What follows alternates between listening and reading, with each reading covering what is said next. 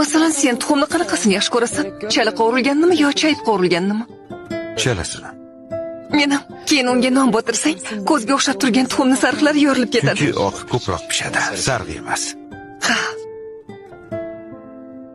Masalan, mehribonlik uyida unaqa emasdi.